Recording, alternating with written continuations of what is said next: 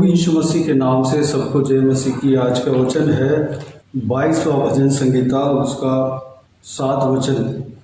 वे सब जो मुझे देखते हैं मेरा टट्टा करते हैं और ओंठ पिचकाते और यह कहते हुए सिर हिलाते हैं।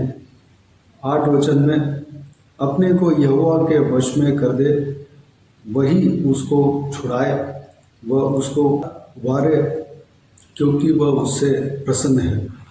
मेरे प्रियो, आज के दिन जो है एक विशेष दिन है जो कि बड़े शुक्रवार के नाम से माना जाता है, क्योंकि प्रभु यीशु मसीह जिस दिन इस दुनिया के पापों को क्रूस पर उठाया और मारा गया, उस दिन को बड़े शुक्रवार के नाम से आज के दिन में हर साल मनाए जाते हैं।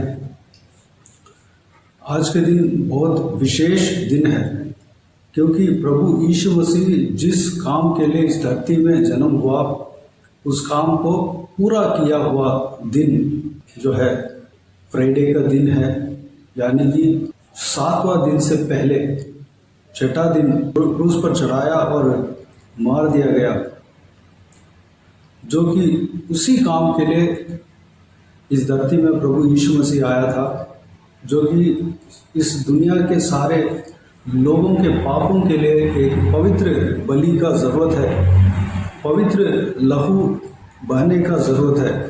कोई ऐसा पवित्र बलि नहीं है कि सारे इंसानों के पापों को उठाकर बलि दे सके। इसलिए परमेश्वर स्वयं इस धरती में उतर आया और बड़ा हुआ। एक फुल मैन होने के बाद, यानी कि 30 साल बाद, 33.5 साल में वह उस काम को पूरा किया, जो कि यानी कि उद्धार के काम को, जो कि जिस काम के लिए वह आया था, सारे जनों को अपने लहू बहाकर, अपने आप को बलिदान देकर सबको उद्धार किया। उस उद्धार को पाने के लिए हमें प्रभु यीशु मसीह के ऊपर विश्वास रखना अवश्य है।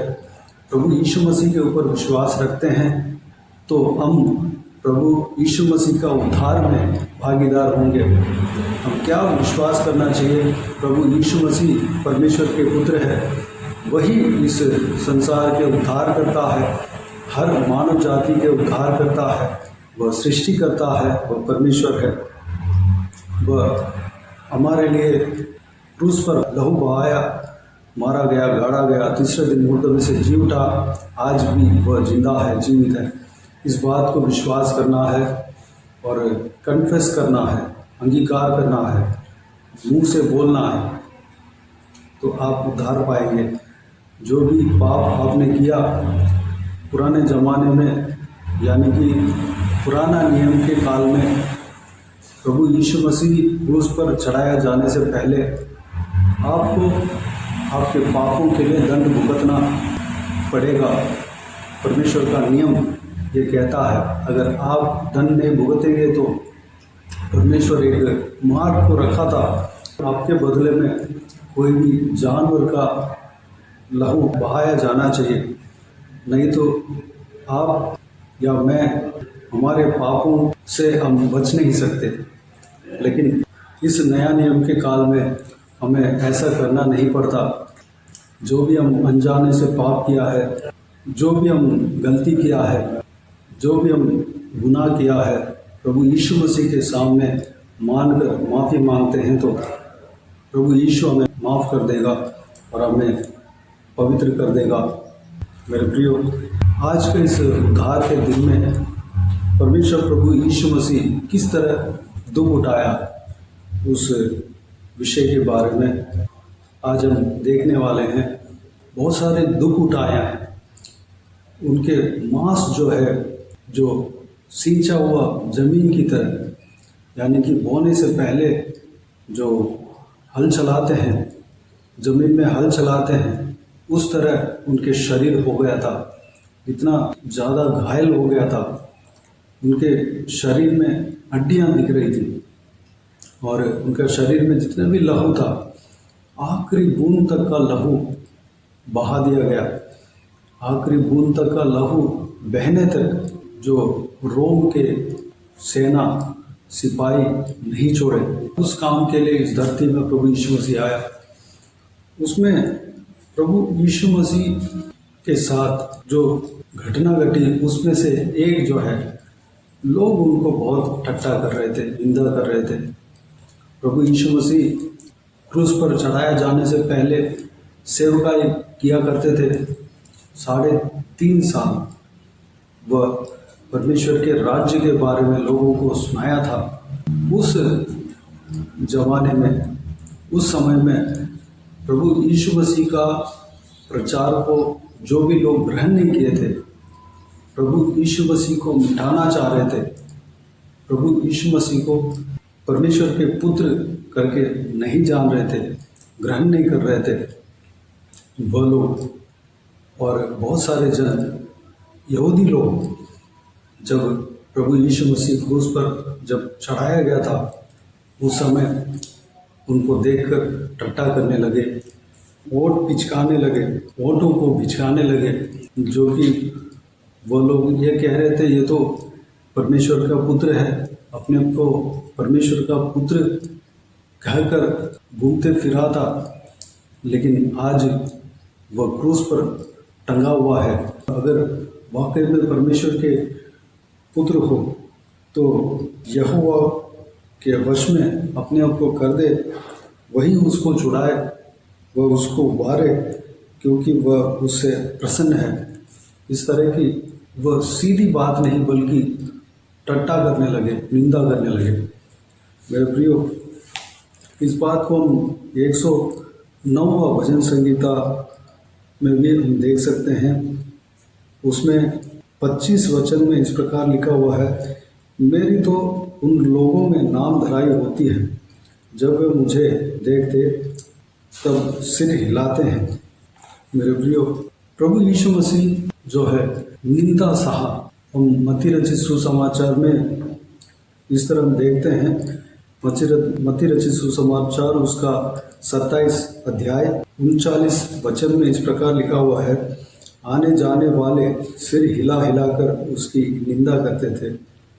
40 वचन में और ये कहते थे, हे मंदिर के ढाने वाले और 3 दिन में बनाने वाले, अपने आप को तो बचा, यदि तू परमेश्वर का पुत्र है तो क्रूस पर से उतरा। इस तरह की निंदा कर रहे थे। वह उस रहस्य को नहीं जानते थे, इसलिए परमेश्वर को देखकर टट्टा कर रहे थे। वह लोग ये सोच रहे थे कि ये परमेश्वर के पुत्र कहकर वह घूमता फिरा, लेकिन आज क्रूस पर टंगा हुआ है। इस तरह वह सोचकर वह प्रभु यीशु मसीह को देखकर टट्टा इस तरह कर रहे थे। अगर तुम्हारे अंदर पावर है, तुम्हारे अंदर परमेश्वर के शक्ति है, तो तुम इस क्रूस से उतरा। इस तरह की वह जो मुंह में आता उस बात को कहकर परमेश्वर प्रभु यीशु को निंदा कर रहे थे। लेकिन प्रभु यीशु जानता है कि उस क्रूस पे चढ़ाने का मतलब क्या है। प्रभु यीशु जो ये सारा निंदा को, ठट्ठा को सहन कर लिया, क्योंकि उस काम को पूरा करना ही उनका मुद्दा था। प्रभु यीशु अगर चाहता तो उसी जगह पर वो लोग बोलने के बाद उसी जगह पर क्रूस से उतर आ सकता था। उस जो भी लोग उनको क्रूस पर मारा, उन सबको बदला ले सकता था, लेकिन प्रभु यीशु ऐसा नहीं किया, क्योंकि वो जो काम था, वो जो प्रोसेस था, उद्धार के विषय में जो परमेश्वर का प्लान था, वो बलिदान का प्रोसेस था, उसको पूरा करना था। मेरे प्रियो, आप और हमारे जीवन में परमेश्वर के काम हमें अगर सौंपा गया हो, उस समय उस काम को करते समय कई लोग इस तरह आएंगे हमें भटकाने के लिए, हमें हमारे सोच को घुमाने के लिए। कई सारा इस तरह की टट्टा की बातें, निंदा की बातें आ सकती है, हमें जिस तरह प्रभु यीशु मसीह ने वो सारे बातों को इग्नोर किया, परमेश्वर के प्लान को पूरा किया, भले उनको टट्टा सहना पड़ा, निंदा सहना पड़ा, अपमान सहना पड़ा, लेकिन उस काम को पूरा कर कर ही रहा। उस काम के बाद तीसरे दिन प्रभु यीशु मसीह जिंदा हुआ। उसके बाद 40 दिन के बाद प्रभु यीशु मसीह स्वर्ग में उठा लिया गया, स्वर्गरोहण हुआ। जो भी लोग टट्टा कर रहे थे वो लोग जान गए थे कि ये ज़्यादातर लोग जान गए थे कि ये परमेश्वर का पुत्र है। वाकई में ये जो कहा है वह सच था। उस दिन प्रभु यीशु मसीह का जान जाते समय प्रभु यीशु मसीह अपने जान को, अपने आत्मा को यहोवा परमेश्वर के हाथों में जब सौंपा, उस समय भूकंप हुआ, धरती फट गया और जो परमेश्वर के भवन में जो सुलेमान राजा के द्वारा बना था, उसके अंदर जो पर्दा था, महापवित्र स्थल और पवित्र स्थल के बीच में जो पर्दा था वो फट गया और मरे हुए लोग जिंदा हुए। इस तरह की कई सारे अचंभा होने वाली बातें हुआ। उस कार्य को जो भी लोग देखते थे वो लोग ऐसा कहने लगे कि सही में यह परमेश्वर का पुत्र है। वाकई में प्रभु यीशु ने जो कहा वो सच है, इस तरह की कहने लगे। मेरे प्रियो, हमारे जीवन में हमें सब्र रखना अवश्य है। प्रभु यीशु मसीह का इस त्याग हमारे आत्मिक जीवन के लिए एक उदाहरण है। जो भी परमेश्वर के प्लान जो हमारे जीवन में है, उस प्लान को जब हम पूरा करने लगते हैं, उस प्लान में जब जाने लगते हैं, दौड़ने लगते हैं, तो इस तरह की संकटें, कठिनाइयाँ हमारे साथ बीतेंगे। हमें हड़बड़ी में उनका सामना नहीं करना है, हमें सब्र रखना है। जिस तरह परमेश्वर उस काम पूरा होने तक चुप रहा, उस काम को पूरा करके ही वो रहा, ठीक उस तरह हमें भी उस काम को पूरा करने तक जो भी लोग ठट्टा करने वाले आए, निंदा करने वाले आए, मजाक उड़ाने वाले आए, हमें शांत रहना है। हमें परमेश्वर के उस काम को हमें पूरा करना है। जो भी हमें दिया है उस काम को पूरा करना है। जब परमेश्वर के उस काम पूरा होगा तो लोगों को अपने आप दिख जाएगा। उसके बाद वह कहेंगे कि ये परमेश्वर के दास है, परमेश्वर के जन हैं, इन्होंने जो किया है वो सही है, और परमेश्वर को महिमा करेंगे।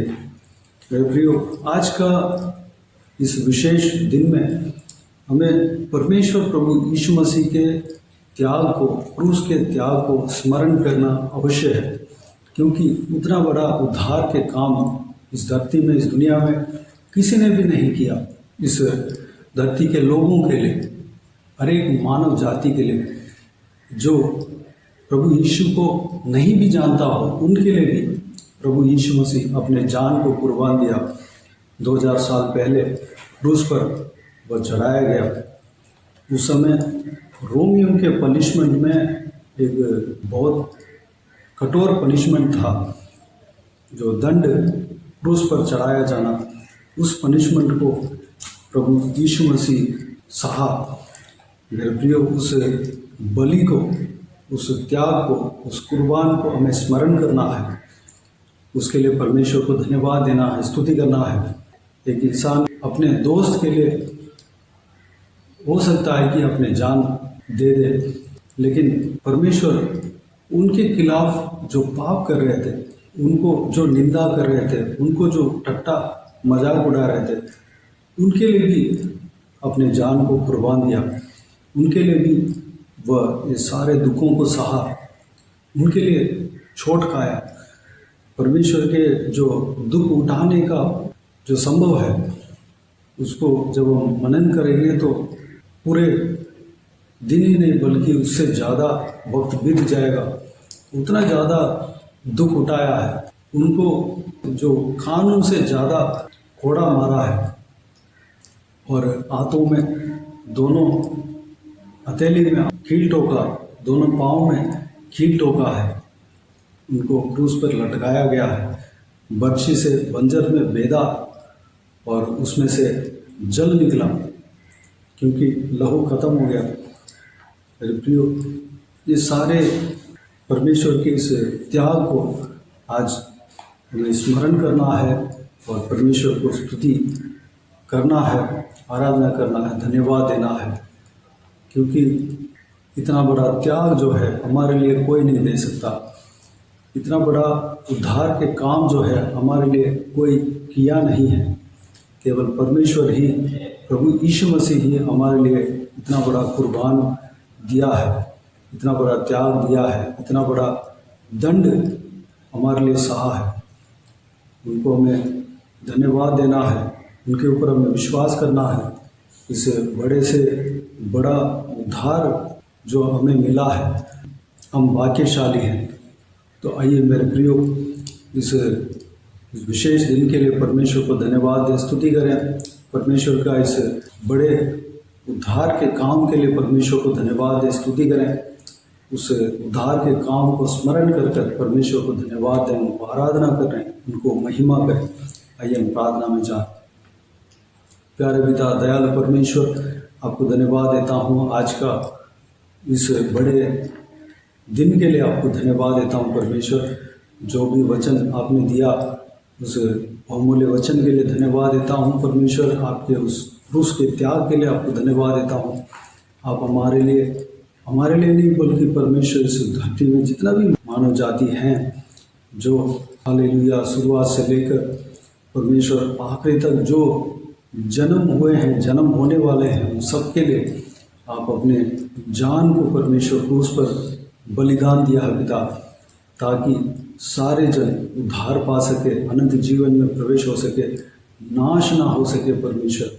हालेलुया पिताजी, इस बड़े से बड़ा उद्धार के काम के लिए आपको धन्यवाद देता हूँ, आपको स्तुति करता हूँ परमेश्वर।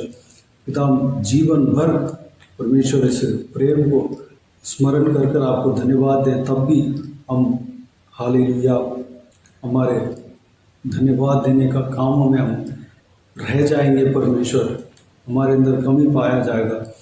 पिताजी हालेलुया आपको स्तुति करते हैं, आपको महिमा करते हैं परमेश्वर।